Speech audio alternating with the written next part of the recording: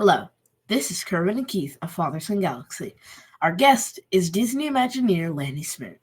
Lanny has spent 45 years as a theatrical technology creator, inventor, electrical engineer, scientist, and researcher, with 25 of those years at the Walt Disney Company. Lanny has invented and patented many forward-looking technologies that allow the Walt Disney Company and, ultimately, the theatrical community at large to create new magic, illusions, and entertainment. With over 100 patents to his name, he is Disney's most prolific inventor. His work can be seen throughout Disney's theme parks, resorts, and cruise ships worldwide. Lanny is the recipient of many awards and honors, including 3 Thea Awards from the Themed Entertainment Associations, and was named a 2020 TEA Master. Lanny will be inducted into the Inventors Hall of Fame in the class of 2024, only the second person from the Walt Disney Company to achieve this honor, the first being Walt Disney himself. Lanny is currently featured as part of the exhibit Breaking Barriers, honoring extraordinary Black inventors at the National Inventors Hall of Fame Museum located in the United States Patent and Trademark Office in Alexandria, Virginia. Lanny Smoot, welcome to Father Son Galaxy. Well, thank you for having me. This is an amazing opportunity. And when I saw your show, I just said I had to be on it. You guys are great. Thank you so much. And congratulations on your induction.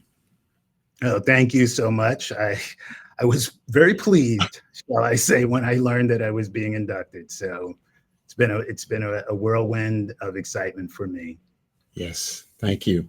So you said before that curiosity drives invention. When did that curiosity begin for you? Oh my goodness, just about as early as I can remember. And there's a story which is pivotal in my life. You are father and son. I had a father that was an inventor himself, of course, without being paid, without patents, without inventions, but he would make things around the house and make things for us to make our lives easier. And one day he brings home a battery, bell, some wire, light bulb, and he got that bell to ring and he got the light bulb to light, and it changed my entire life. It lit the way for my entire life and curiosity. And I fell in love with electricity, electronics, anything along those lines, and ultimately all kinds of science and physics and things. But the electricity and electronics was my start. So, you graduated from Columbia University with a bachelor's and master's degree in electrical engineering. Tell us about your educational experience and the challenges you encountered being one of the few Black students in the field. Well, I'm gonna pop a little surprise here. I don't know if Columbia has announced it, but I'm going to be the keynote speaker for their graduating class coming up this summer. So yeah, I guess they missed me. So I had to come back. That's breaking news. Thank you so much for sharing that is breaking news, and Columbia will probably break me, so don't have too big a circulation. But anyway, I think I've just committed to it recently. For a while they were courting me, and I finally said yes. So I will be there in New York. Columbia was great for me. The story that goes with it is that I had wanted to go to Columbia University, MIT, to all of the places that everyone who aspires to be an engineer would like to go. But I had no money to go to any of them. And I got into all of them. I got into MIT, to Columbia, to Rensselaer, to a bunch of different schools. But I didn't have money. I grew up in Brownsville, New York, which is Brownsville, Brooklyn, which is still kind of a rough neighborhood, and didn't have a lot of role models, et cetera. But I wound up getting a scholarship to Columbia through Bell Labs, right? I kind of lost track of the question. What was Columbia like? Columbia to me was great in one sense. It was my local college. A lot of people don't know where Columbia University is. It's in New York City, right? And so I grew up in New York City, so it was like my local school. I did have a room on campus, but I had the entire city as my familiarity. It's where I lived, right? There weren't many Black engineers or engineering students at Columbia, and as a result, I was blessed because I went to Brooklyn Tech, which is a technical high school in Brooklyn, New York. In fact, I would argue it is the premier high school in the nation turning out young engineers. And I had several friends from Brooklyn Tech, matriculated, and then just went at Columbia.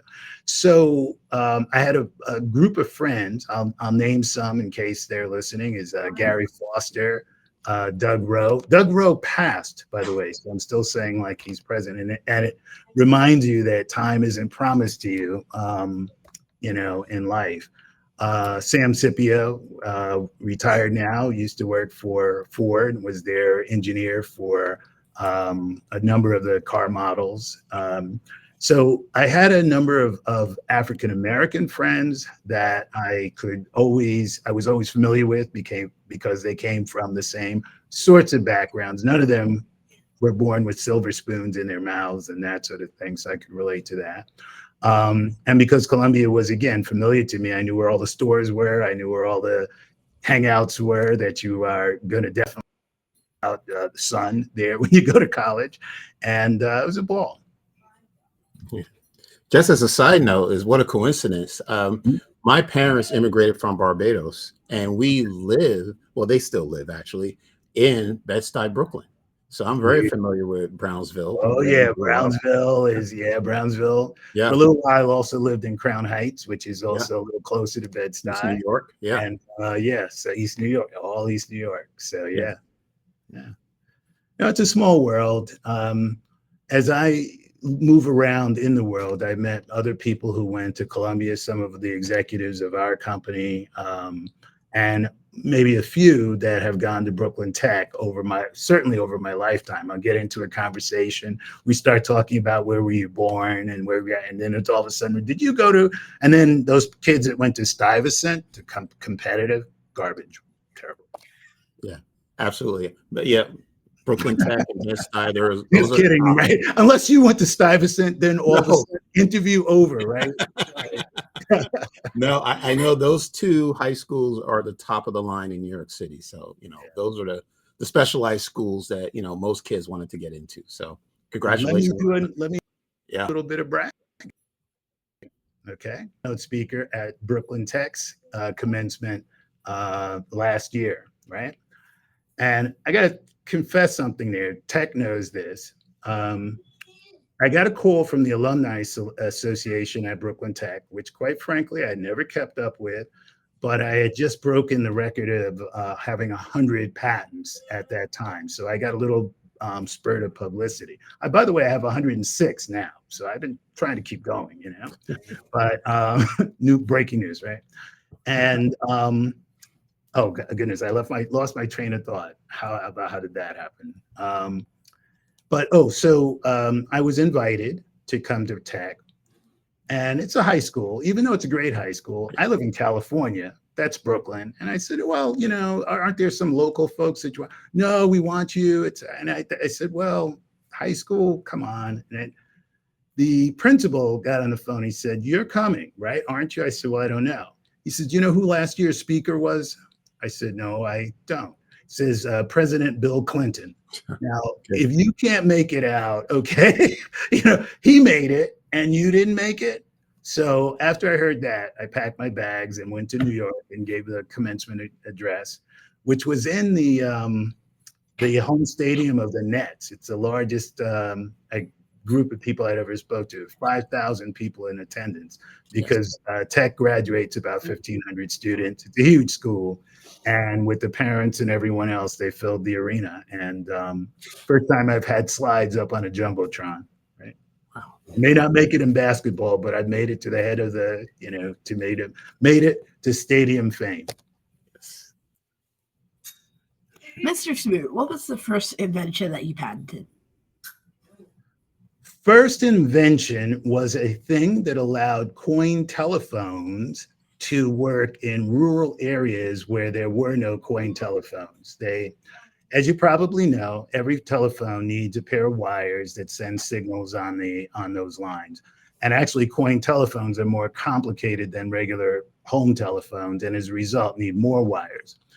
And when telephone companies underestimate the number of wires they're going to need to dig into the ground to service a community, then there are no more phones unless the telephone company digs up the street again, which is usually extremely expensive.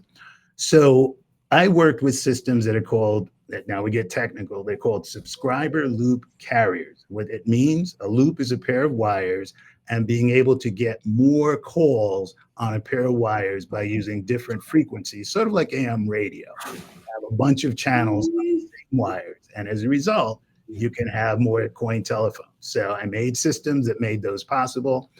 And the thing that was sort of cool about it is a lot of the neighborhoods that had run out of cable were people who were poor or people where they just made mistakes and didn't run wires in. So a lot of that initial invention allowed people in rural areas and in parts of the country where they just didn't lay down enough cable, they could now have coin telephones. And coin telephones, I don't know if Keith will ever know this, but they're gone and replaced by cell phones. But every time that you were out in the street, you had to put a dime or a quarter later on into a telephone to make a call. And yeah, I remember. Yeah, that's something that's gone, long gone. Yeah. What else you got, Keith? So how were you recruited by Disney to become an Imagineer? Oh my God, it's a crazy story. I had already become quite successful. I was an executive director at Bell Communications Research.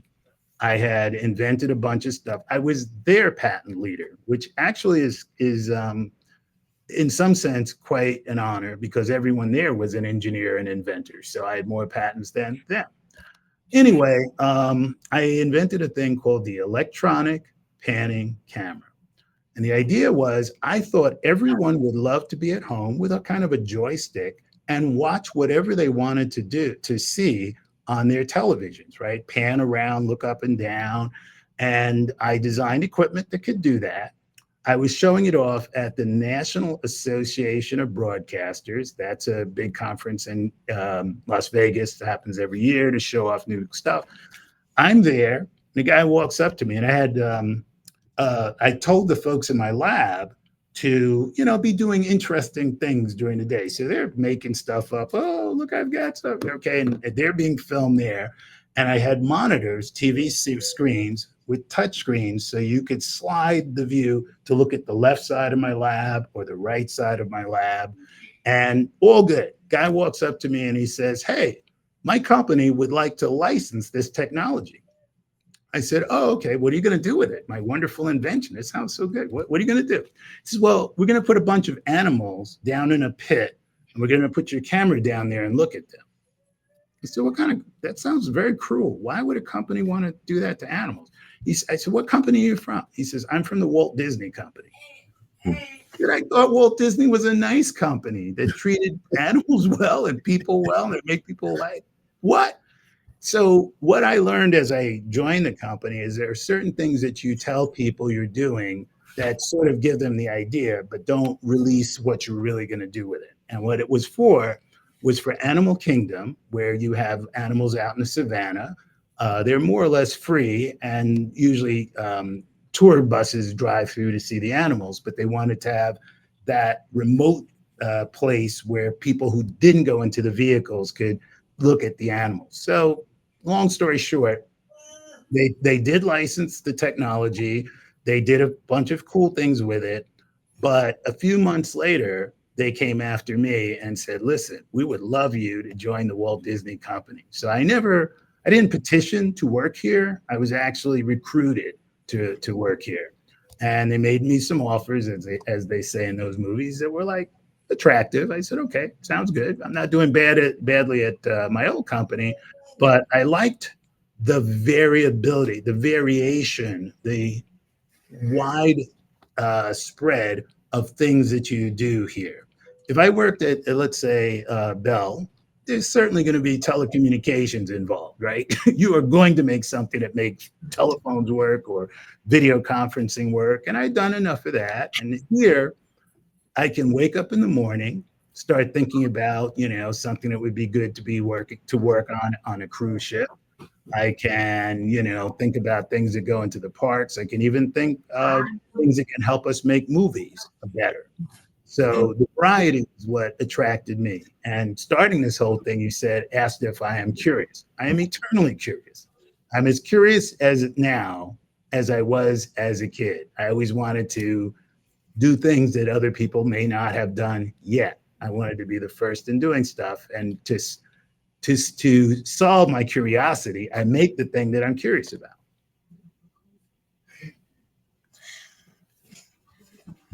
What are some of the inventions you created for Disney research and development? Well, one of my favorites is the lightsaber. The most famous lightsaber, the fully extending, super bright lightsaber that, people love to see. That's my invention, right? I've also done a lightsaber training academy at what used to be the Star Cruiser, where a completely different saber and completely different technology allowed people to fend off laser blasts, just as you see in the Star Wars movies. So then I did a lightsaber. All these were 3 different patented ideas with different technologies behind them. But we had for a little while a pre-Star Wars area. It was called the Launch Bay at Disneyland, at Disney World, and at another Disney park.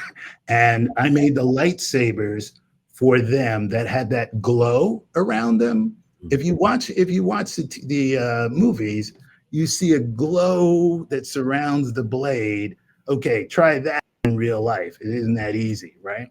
I always say that I'm jealous for my special effects brethren and sisterin that are in the special effects business in the movies, because for them it's just another computer, thing that you can do to add these little details. In real life, I have to create a real glow around the lightsaber, and I've done it.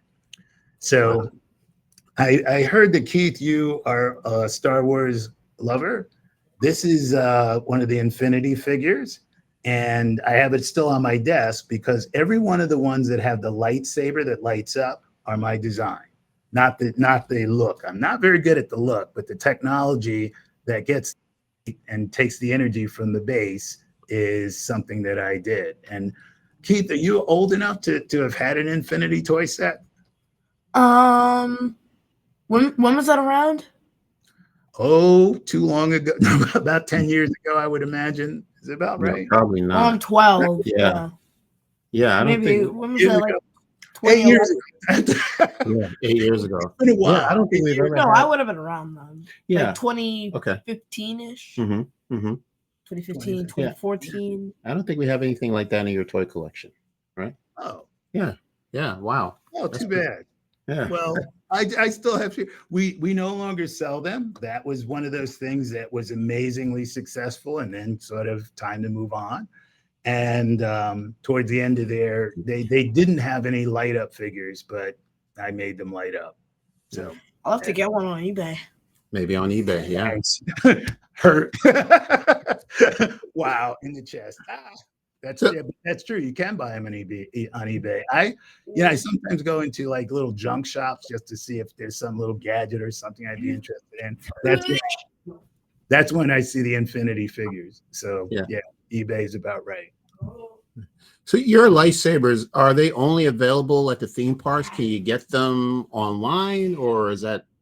So 2 of them, the hero, as you would call it, lightsaber, can only be wielded or would be wielded by a cast member in in costume. I see. Okay. And so those aren't for sale, and they're amazingly bright.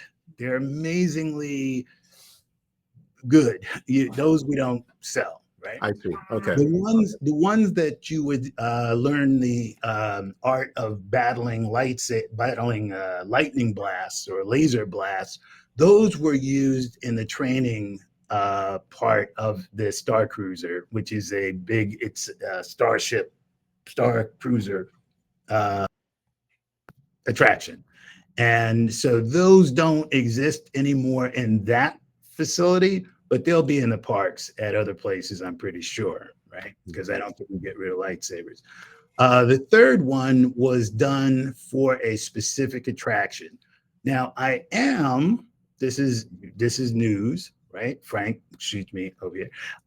We are going to try to come up with a consumer grade lightsaber that would be very good. Something I'm interested in. It's not guaranteed. Can't promise it from the company, but it's something that interests me. Most of my lightsabers are one of a kind and very, very special in what they do.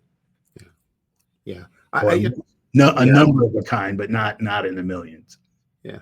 We've been through our share of lightsabers, but I don't know if there's any one of them that really stood out for us, but it sounds like what you're creating or what you have created would definitely be something that would just, sell off the shelves. I think people here might have realized that. Yeah. Yeah. That's great. We'll see. I shouldn't even say it's coming because I don't know, but I'm interested in it personally to work on So are we. More people. Yeah, good. That would be fantastic. I'm here to help. Look, and I'm a nerd. So I'm going to ask this question. My partner. Does it make the whoosh sound when you're moving it around? It does. Yeah. Oh, wow. Does it have like tip drag and the laser deflections? That is one of the lightsabers that are in the Star Cruiser. You actually feel like you're hitting a laser blast from a training remote that's trying to, damage you. And you can actually realize that you have the Force, because before you have the Force and are just swinging around trying to do it, who could be fast enough to ward off lightsaber blast or laser blast? Believe me, at the Star Cruiser, you were taught how to use the Force and some technology, and you will be able to do it. So there you go. I love it. I can't wait. Please keep us posted. I know no guarantees, no promises, but let us know. Yeah, I get fired if I do that. Well, not really. I shouldn't say that. Frank is over there. Be good, Lanny. You're working good. Stop that. So how did you hear the news that you were going to be inducted into the National Inventors Hall of Fame? Kerwin, it was so exciting to me. What happened was, and this is, I'll never forget the day. I was having literally a bad day. It was a day that I was off and I was trying to park at a parking place, but someone cut me off. It was just like one of those days. It was horrible, right? And just as I'm at the most horrible peak, my phone rings. Okay, now what, right? Okay. And I look at the number, I don't know it. And I said, okay, it's got to be some, sales thing or something. I say, hello. And I had the really ugly voice on. You know the one, right? Like, yeah, who's this? Yeah. Oh, hi. This is Dr. So-and-so from the National Inventors Hall of Fame. My whole tone changed. Voice much better. Oh, really happy to hear from you. How are you? How are things at the National Inventors Hall of Fame? Well, I'm just calling to tell you that you're going to be inducted into the National Inventors Hall of Fame. And you'll receive a package of information. And by that time, I'm just saying, wah, wah, wah, wah. I got it. National Inventors, right? And sure enough, it changed my whole outlook on a bunch of things. I said, this is really great. So it was a surprise. You never know what's going to happen, and it was great for me. And you are the first Disney Imagineer to be inducted into the National Inventors Hall of Fame. Yeah. How does it feel to know that you're just the second person from the Walt Disney Company to receive this honor after Walt Disney? Well, at my acceptance speech, I said something was quite true. When I learned that I was going to be inducted, of course, I was super happy, right? And I believed that I was the only person from this company that's ever done it. I was talking to someone in media. It might have been Frank, but someone said, no, Lanny, there's someone else that has already received the award, the honor. And I was like, I tried to think, they're very, very capable people here, and they have a lot of patents. And I'm thinking, oh, who is this? And to me, my ego was hurt a little bit because I thought I was the first. And then someone says, oh, I said, who was the first? It's Walter Elias Disney. I've told people it was an emotional moment for me, and I'm not. I wouldn't say that I'm that kind of person. I just, choked a little, and I think it's both now an honor and a responsibility, right? Because look at who preceded me. Come on, are you kidding me?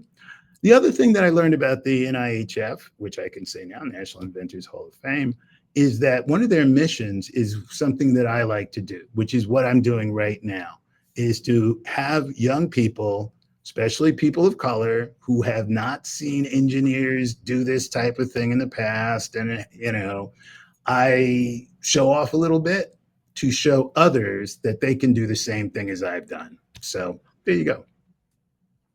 Wonderful.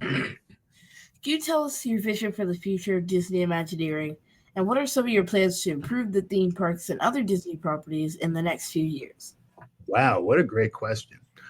I think the parks are going to become more personal for each of the folks who go there, more interactive. So instead of, 50 or 100 people getting onto a ride, having the same experience, I think you'll have more experiential things, like where you are the center of attraction. You are in the Star Wars world. You are in a Marvel character's have a Marvel character's capabilities. You are the person who is centered to your story and to the excitement.